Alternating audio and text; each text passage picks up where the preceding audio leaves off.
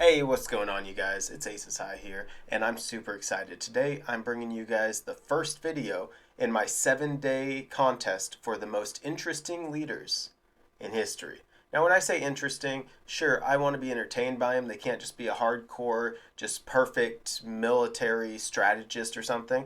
I want to be a little bit intrigued by them, but they still have to be a good leader or just a horribly bad leader. Something that's just not boring and in the middle.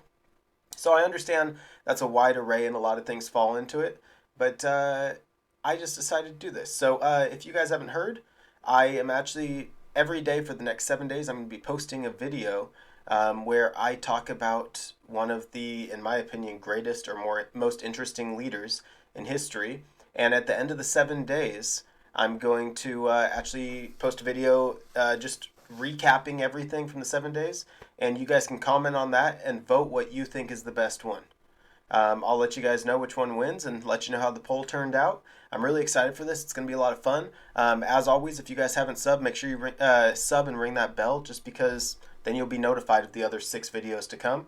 Anyway, I've talked enough, so let's get started. This is video number 1. It's from the Infographics Show, great channel, and it's actually going to be my man, Julius Caesar.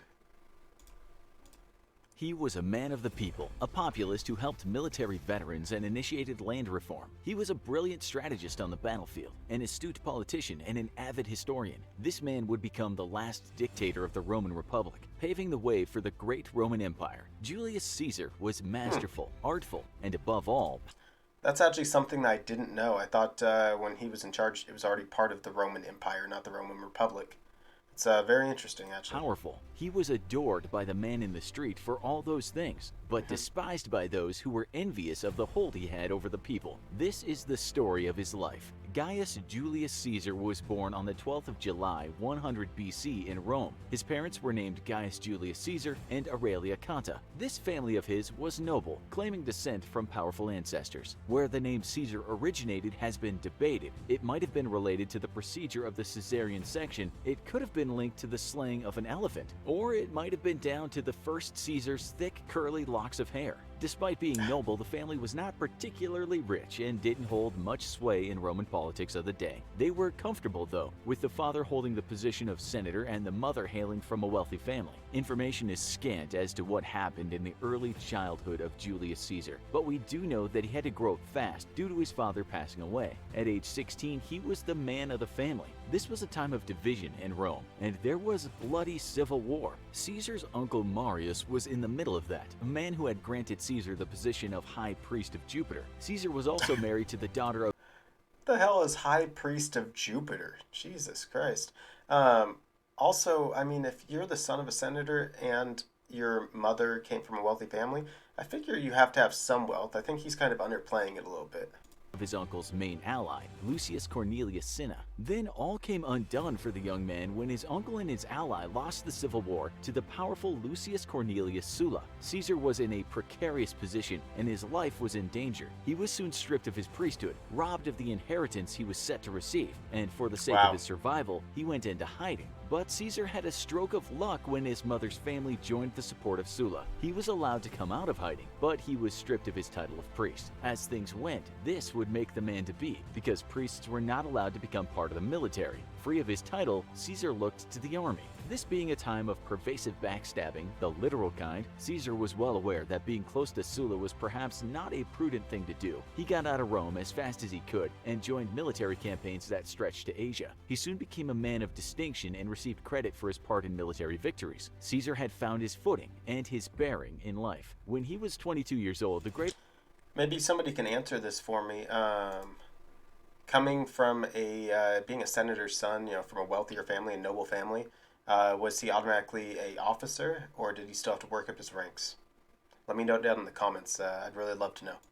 Sulla bit the dust, and with him out of the way, Caesar knew he could likely return to Rome without the fear of being killed by an enemy. That he did, and he acquired a house in the Suburba, a lower-class neighborhood ripe with crime where the streets always thronged with people. Stripped of his inheritance, Caesar was not a wealthy man by any means. His getting to know those streets would shape his views of life. He would not forget the average man. It's now that Caesar's life took another turn, because during this time in the Suburba, he became an admired prosecutor who brought down corrupt governors who had taken advantage of their positions. He was renowned for his gift of speech and dazzled people with his fluid orations. He fought righteously, and he won. He garnered even more praise in Rome after people heard the story of him being kidnapped by pirates when he was traveling the seas. While held prisoner, he showed no fear and even demanded that the pirates raise the ransom they had asked for. He was worth more than the demand, he told the pirates. The money was paid and Caesar was released, but that wasn't the end of it. He soon got a fleet together and went in search of the pirates. He found them and brought them back to Rome to face the music. He had all of them crucified, just as he had told them would happen when he was in captivity. But Caesar was lenient too, and rather than have them experience the full force of this brutal kind of execution, he first slit their throats. After that, it was back to the army and more campaigns in Asia. On his return to Rome, the now esteemed man was quickly made a public official, and it's here where his life in politics began.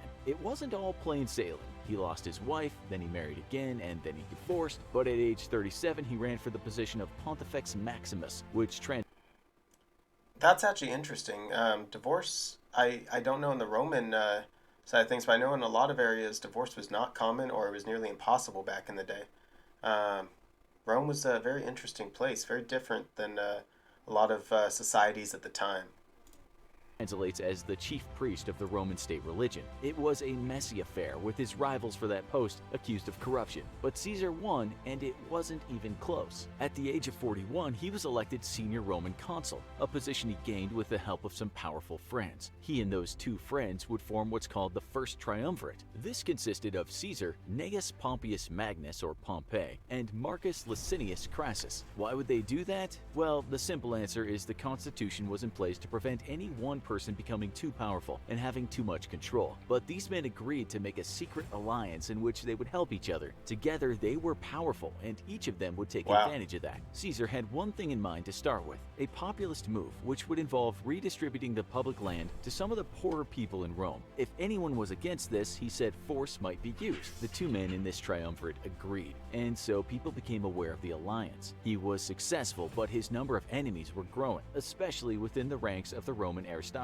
Caesar was viewed as a populist upstart, a possible danger to the wealthy elite, but he had the admiration of the people for his social reform. He had the backing of his co-align, and so his power just grew and grew. The thing was, he was still not a rich man, and he had debts to pay. He was aware that money could be made by winning military campaigns, and he looked toward the region of Gaul, which now covers parts of Western Europe. That land was inhabited by Germanic tribes that might be a threat to Rome, and so Caesar defeated them with 2 legions. He wasn't done by any means, and he defeated more tribes, after which he concentrated his efforts on an invasion of Britain. And on his way there, he won more campaigns, winning battles against various European tribes. Although his first invasion of Britain was unsuccessful, on his second attempt, his troops...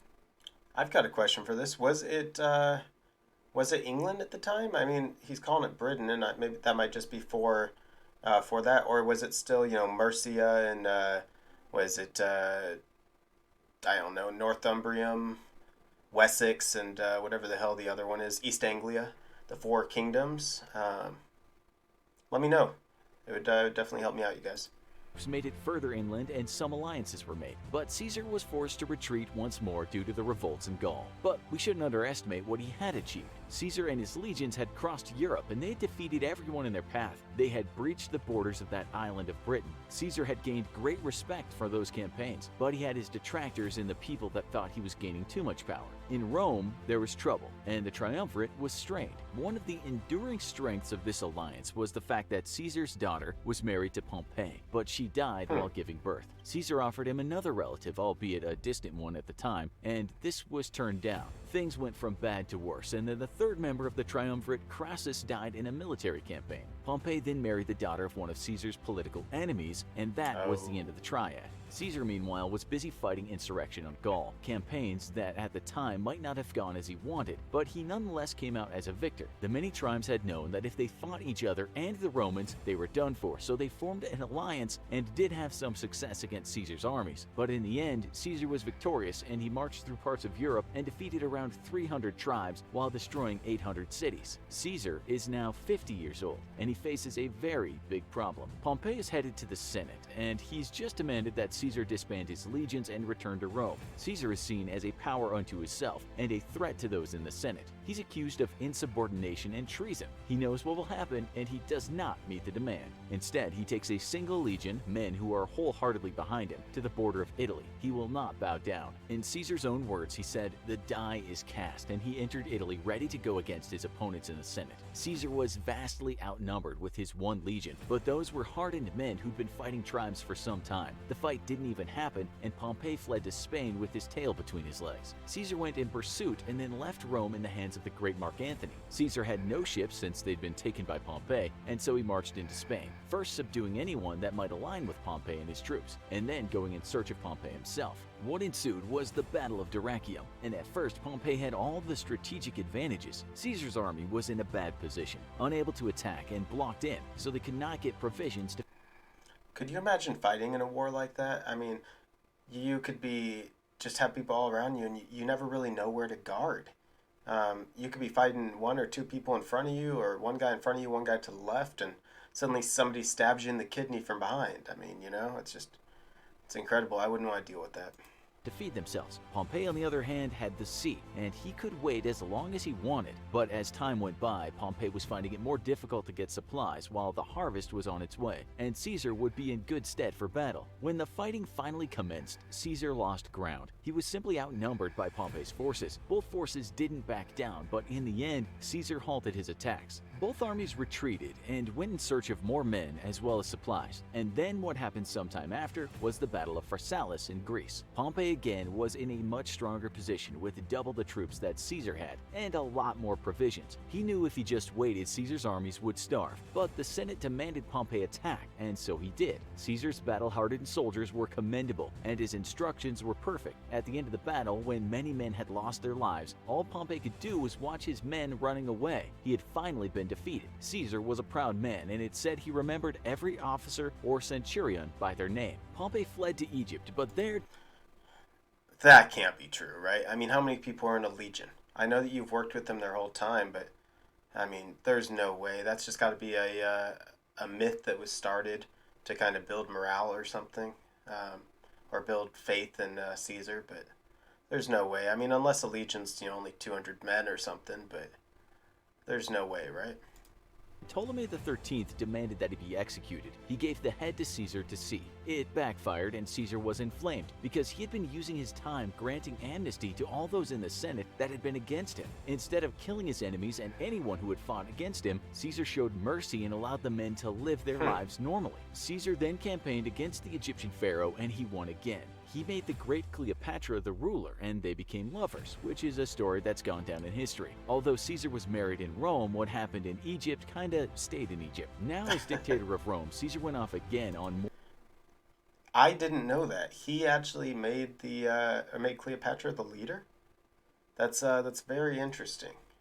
More campaigns, and this time he easily defeated the armies in the Middle East. He moved on to Africa, where there were Roman enemies who had been aligned with Pompey, and while he didn't win all the fights, he did win enough. The campaigns didn't stop, and Caesar went away to Spain. At this time, his name was being sung in the streets, and he was being praised for the great and merciful man he was. His enemies were not all slaughtered, but they had not turned against him in Rome. But enmity toward him started to fester when he was made dictator for another 10 years, and began a course of social reforms that supported the lower and middle classes. This infuriated most of the wealthy people, of course. He wanted to reform tax, subsidize grain, reduce government debt, support veterans of the military, and give Roman citizenship to people in territories far and wide. He made laws so that certain people couldn't buy extravagant luxury goods. He also brought in the Julian Calendar, the precursor to the calendar we use today in the West.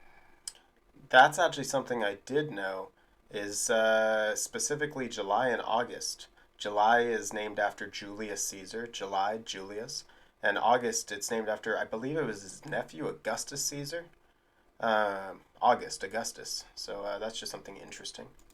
West. At the same time, he held outrageous games where hundreds of wild animals were killed, as well as over 2,000 war captives. This kind of thing was seen as over the top by some people. It was March 15th, and Caesar was 55 years old. He had won over many of the people and had become known as a mighty leader, but his power and his reforms had annoyed many of the Roman elites. They wanted him dead, and so they plotted to assassinate him. Mark Antony had got wind of this plot, but his own plan to inform Caesar was thwarted. Caesar was called to the Senate, where he thought he had some matters to deal with, but little did he know that when he arrived, those waiting for him all had conspired to kill him. Senators grabbed him and pulled him to the ground and then proceeded to stab him. His body was punctured 23 times, Wow. and 60 men were involved. It was the politician named Marcus Junius Brutus that led the plot, and some records state that Caesar's last words were, "You too, Brutus?" Brutus then marched through the streets announcing to the people that once again Rome was free. The consequence of this war was the lower and middle classes were outraged that their champion had been brutally murdered by corrupt politicians. They became a mob, and a violent one at that. The story is a long one, but civil wars ensued. Mark Antony aligned with Caesar's old flame Cleopatra, and the two of them warred against Caesar's grandnephew Octavian. Octavian won, and he became the first emperor of the Roman Empire. Caesar has gone down as perhaps the greatest military leader in ancient Rome, and he had an expression he used to state how quickly he dealt with other armies. That was Veni Vidi Vici, or I came, I saw, I conquered. If you like this video and you want to see more videos, All right, you guys, let's have a chat about that. So Julius Caesar. I mean, let's think about it. He started from a kind of, I mean, it was probably upper. He was still like a noble family, but the lower end of the noble families. You know, a lower senator, basically. Worked his way through some really tough situations, his father dying, things like that. Worked his way up in the military, became a fantastic military leader. He became a great guy. He helped out. It just wanted his citizens to live well in his empire, or his republic, I guess. And he just, I don't know, he seemed like a pretty good damn guy. You know, good politician. I can't really say much about religion when it comes to him, but he was also a fantastic military leader. And that's, I mean, that's what a lot of these leaders are going to have, honestly. But there's just something about the guy. Everybody seemed to like him, and he just seemed like a really good dude. Let me know what you guys think, but this is, again, number 1 of 7. I'm going to post another video on other leaders every day for the next 6 days now, and then we'll have a little vote. We'll see which one you guys like the best. Anyway, hope you guys really liked it. Again, make sure you sub and ring that bell so you guys are notified when the next videos come out. Till next time, this is Aces High, and I'm out.